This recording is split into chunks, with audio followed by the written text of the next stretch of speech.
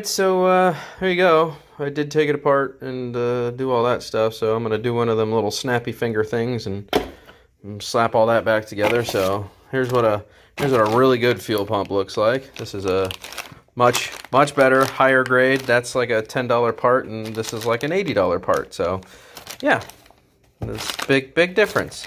Huge difference. This one even came with a new O-ring. Nice. But I think the O-ring that's in there works just fine. So we'll go ahead and just pull that O-ring out. We'll put this right over the top. We should be good to go. So let's do one of them little cool snappy finger things. And well, you guys know they snap their fingers and like things happen and like it's all put back together. So let's snap and.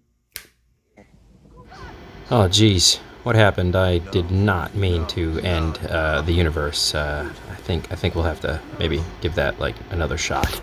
This finger snappy thing just did not go well at all. Oh. Thought I killed everybody there for a sec. Alright, we're good. Bam! Just puts the thing back in the bike, and then I'll figure out a way to fill that small tank back up. So I gotta put that little tank back together. And yeah, so let's get the reserve tank done. Luckily, I think I can just hook some lines to it and we should be good to go. But yeah, this should be really simple to do. And then obviously we'll just put it right back in there. I'll fill that little tank up with fuel because I don't need to do the big one yet. And then we'll be able to test and see if this thing primes and gets fuel pressure and all that kind of stuff. So, and there you go. All back together, nice and tight. Let's go slap it in the bike, see where we end up here. Okay. Zoom out here a little bit. It's installed on the bike. I ran a little line up here temporarily just to be able to pour some fuel into the reserve tank. So now I should be able to turn the key and it should prime. And yeah, should get fuel. Oh yeah. Oh, I hear it pushing fuel. Oh yeah. Prime it a few more times here.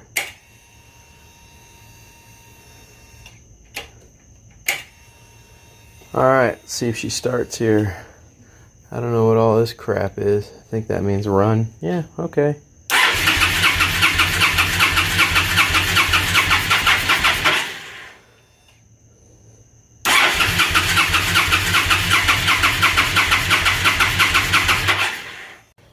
Alright, kind of want to explain what's going on here. Let me walk around the bike. This might take a minute to do. This is really frustrating, but I've got my multimeter here, and what I've been doing is testing the system to make sure everything's working properly. So I'm backtracking and troubleshooting each individual piece as we go. So there's an easy way to do that. So I think I'm done down here. The fuel pump is working. It's creating fuel pressure, which is making it to the fuel pressure rail.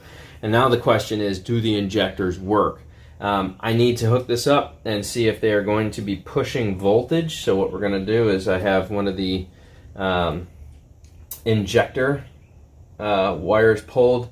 Basically what I'm looking for is a signal from the CDI up to the injector, because if it's getting all the way up here, that means that it's reading that it has proper pressure to actually fire. And the way we're going to find out if it has proper pressure is because when you first prime it, the fuel injector should come on, right? But what we need to do is make sure that the fuel injector is priming while the bike is turning over. Okay, that means that the fuel pressure regulator is reading that it has enough fuel to actually turn. So if the bike doesn't start, that means most likely the fuel injectors are either bad or need to be cleaned. So let's check the voltage here. I'll go ahead and turn this on to 20 volts. And I don't know if you guys can see that. I'm going to turn the key. I just reached 5.82 volts and it just dropped off. The fuel pump cut off, which means that we are getting power from the CDI. So it's reading that it has enough. So if I were to turn this off and turn it back on again, you can see the numbers are changing.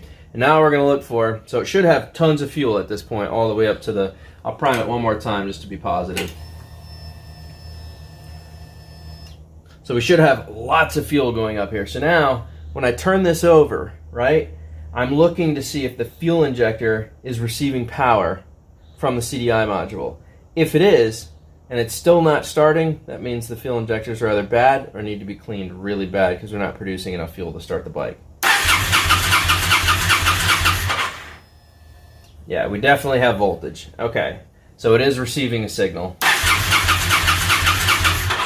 5 volts, but it's receiving a signal. So I'm pretty sure these probably operate anything over 5 volts. I could be wrong. I'm gonna have to check that on the manual spec, but that is the way you test that system. So now we know that the fuel injectors are getting pulse. They're reading that they're getting a signal from here to there. So now we know we have proper fuel pressure because the regulator is reading that it does have enough to kick the fuel injection pulse. The fuel injectors are receiving power. My guess is, if I had to take a shot in the dark here, my guess is they're clogged from sitting and they need to be cleaned really bad. So I'm not going to keep priming this system. I'm going to pull those injectors, so I have to tear all of this apart, pull the injectors out, and then I have to order a fuel injection cleaner kit. So this bike's going to end up sitting a little while until we can get all the parts in necessary to finish fixing this. I normally work on carbureted bikes. I understand fuel injection. I'm not new to it, but this is my first time having to deal with an issue with a fuel injection system on a bike. So they're all going to be a little bit different, little varied parts, whatever, but this is pretty self-explanatory to me. So I've tested each individual thing moving up the rack here, troubleshooting, and that's how we got to this stage. So we know the fuel pump is producing. I filled this tank, this little reserve tank, entirely to the top. So I pulled the fuel pressure line, or the fuel line, off the fuel injector rail and turned the bike over to make sure it was priming, and I had a nice solid stream of fuel coming out, so I know it's getting fuel from here to there. We also know that it's getting enough pressure because the fuel regulator, pressure regulator, is saying that it has enough signal for the fuel injection system to come on and send a pulse. The problem is I just don't think the injectors are producing any fuel, so the bike's not starting. So that would explain a lot. So this bike's going to sit for a minute. I hope that helped you guys kind of go through your system of troubleshooting. You know, we replaced this with a really nice fuel pump, so this thing should run like a top after the injectors are cleaned. Hopefully, I'm not getting any check engine lights on here, so I'm assuming that right now it's just clogged injectors and that's the only issue. So I think all the safety switches are working. I think everything else is working fine. I'm going to go ahead and re-plug this battery back in, leave it on the tender, and yeah, I think that's our culprit right there, is dirty injectors. So we got a little work ahead of us. So I hope that kind of explained and helped diagnose things. If you turn your key and you don't hear your fuel pump down here, let me adjust this. If you don't hear your fuel pump come on, then you've got more troubleshooting to do. First, I would test to make sure that the wires that are going to the fuel pump are receiving power. If they are, and the fuel pump's still not doing anything, then I would go ahead and assume that the fuel pump is bad. Replace the fuel pump. Other than that, it's just making sure that fuel is getting from here to there. So there's a fuel filter inside of here that you'll want to replace. I believe the tank petcock probably also has its own fuel filter. I could be wrong about that, but I'm pretty sure it does. The lines going in normally have a screen filter, and then if there's an independent filter in the fuel line anywhere, you'll probably want to replace all of those. But like I said, beyond that, it's just checking as you go. If your fuel injection, if your injectors are not receiving a pulse, then you either have a bad regulator or your CDI, your ECU CDI is not communicating up here, which means you probably have a bad computer or ECU.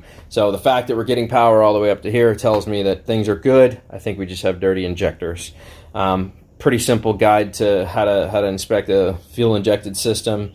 There's not much to it, really.